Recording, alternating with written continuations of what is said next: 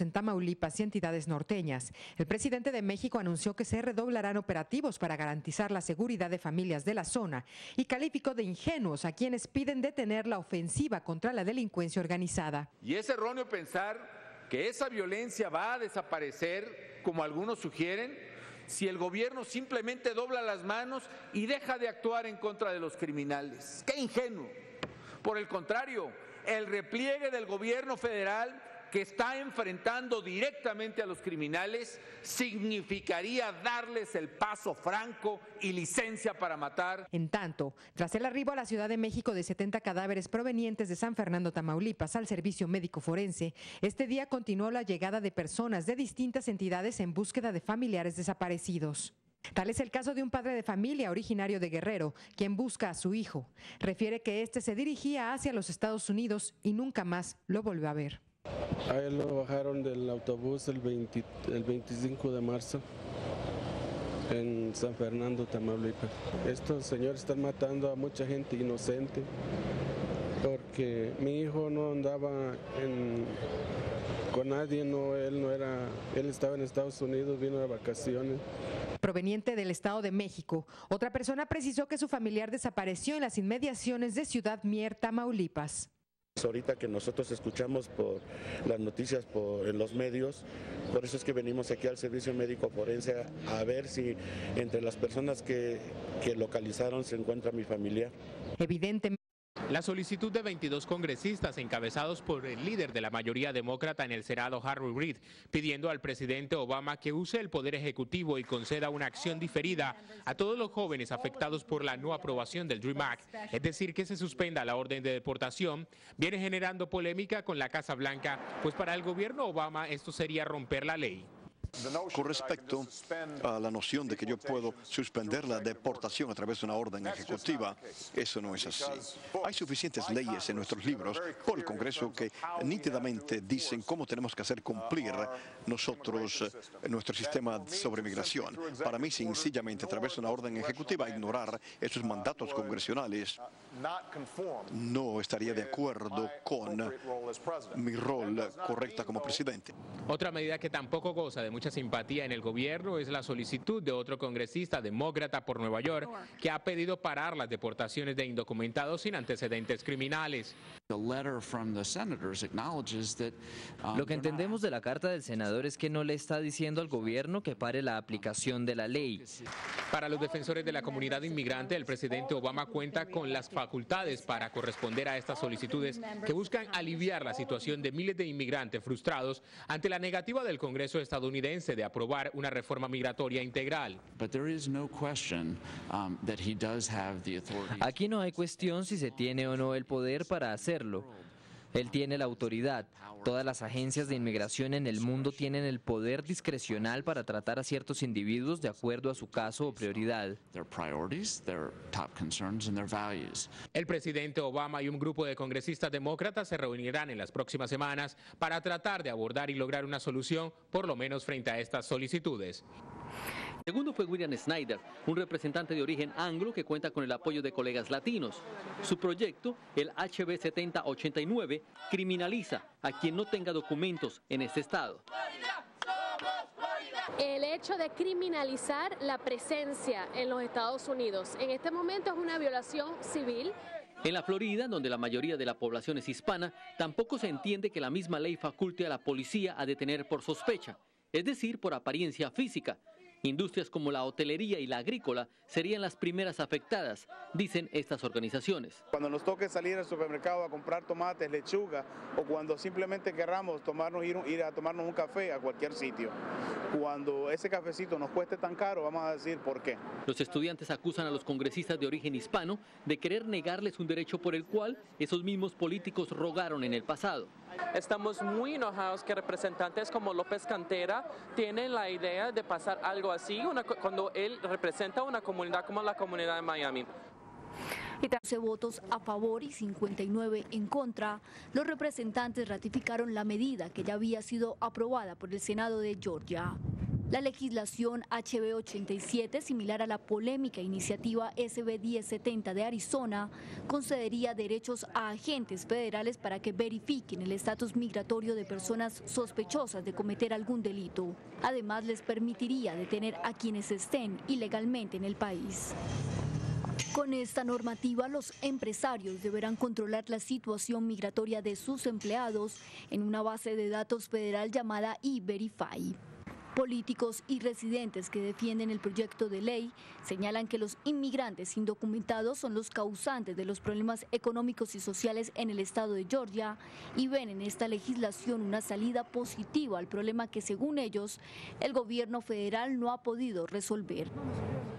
En contra, la HB 87 incrementará la discriminación racial y tendrá un impacto negativo en la economía del estado. Ahora el proyecto deberá pasar a la oficina del gobernador republicano Nathan Deal, quien decidirá si lo convierte en ley o no. Según medios locales, Deal tiene previsto firmar la normativa, aunque no tiene una fecha definida. No es el primer impasse en que nuestra relación con la potencia, y seguramente no será el último. Los cables denominados Wikileaks demuestran una diplomacia que necesita profundos cambios. Y espero que la señora Clinton los haga, ya que han traído grandes problemas para Estados Unidos y su pueblo. Este estilo de diplomacia debe cambiar.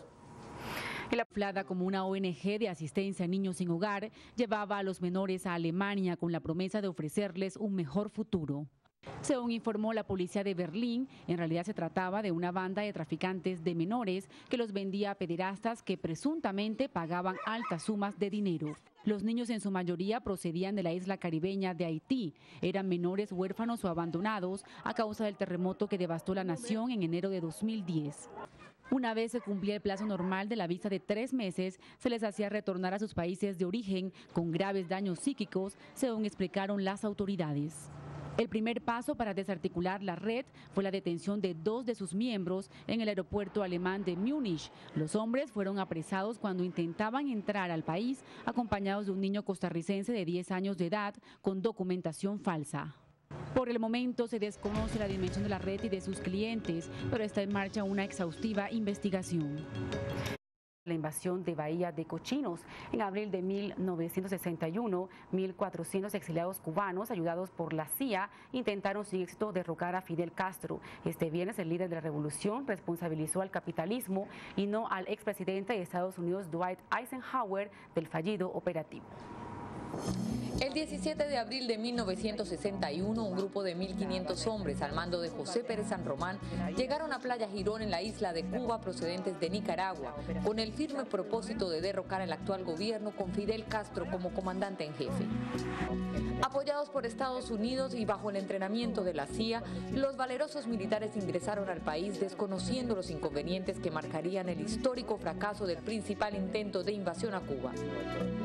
El entonces comandante Félix Rodríguez, perteneciente a la famosa Brigada 2506, hace un recuento de los momentos claves de la fallida intervención. Los asesores del presidente Kennedy mal lo asesoran, diciéndole que era muy visible la operación y no iban a poder negar la participación americana.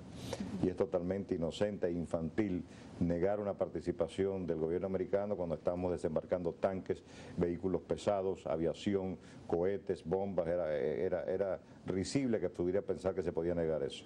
Y entonces cambian de la operación de Trinidad para Bahía de Cochinos en la Ciénaga de Zapata.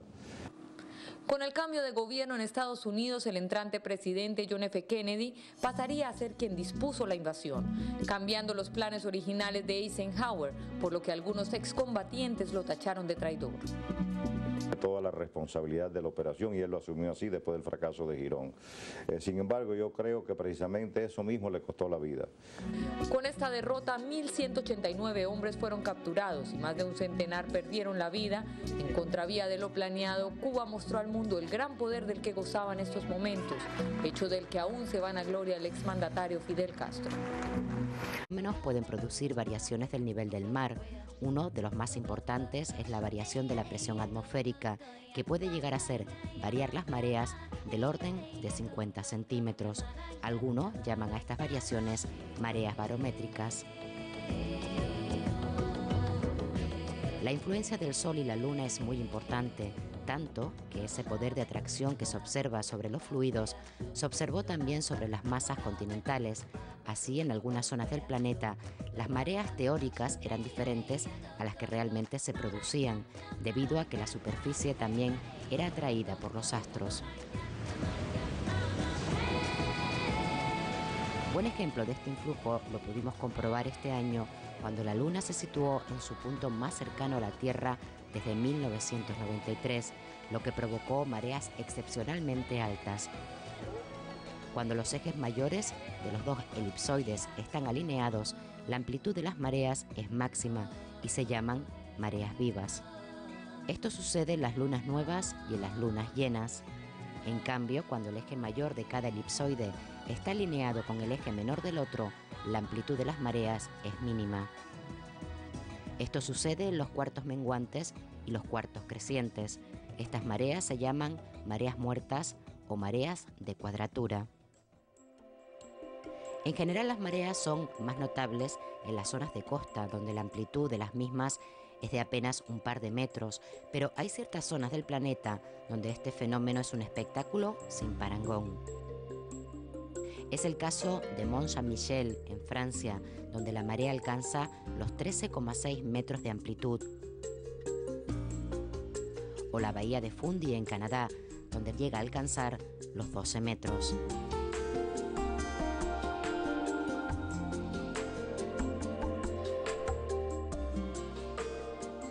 El fenómeno que conocemos como marea es uno de los espectáculos naturales más infravalorados por su presencia en todas partes, pero que esconde tras de sí una importantísima contribución a la dinámica de nuestro planeta.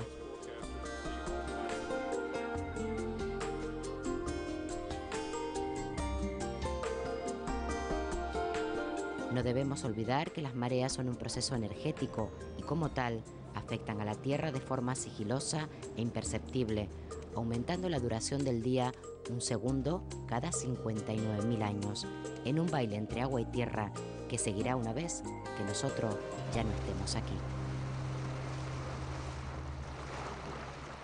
Un 18 de abril, de hace ya 105 años, se producía uno de los desastres naturales más famosos de la historia, en lo que es una de las ciudades más conocidas y visitadas del mundo. Saltaba a la fama uno de los accidentes geológicos más espectaculares en nuestro planeta, la falla de San Andrés, causante de dicho desastre. Hablamos del terremoto de San Francisco de 1906.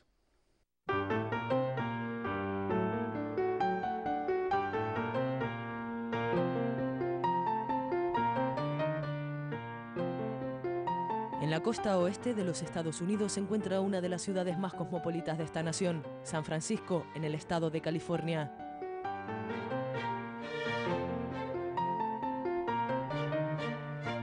Aunque establecida como presidio y misión en 1776 por el español Juan Bautista de Anza, no es hasta las epopeyas del oro californiano, a mediados del siglo XIX, cuando San Francisco se convierte en ciudad de referencia.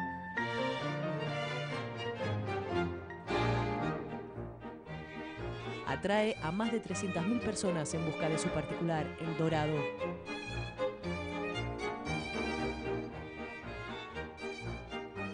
No será, sin embargo, hasta el 18 de abril de 1906 cuando San Francisco salte a las primeras planas de todo el mundo en aquella época.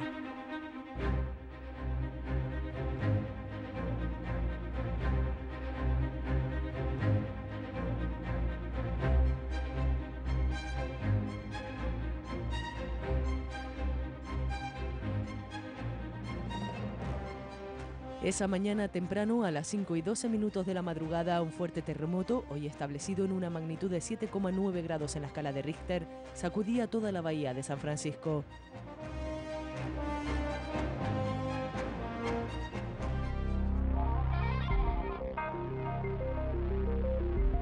Con el epicentro situado apenas a 2 kilómetros de la ciudad, los escasos 42 segundos de temblor fueron suficientes para provocar la primera gran catástrofe moderna de los Estados Unidos.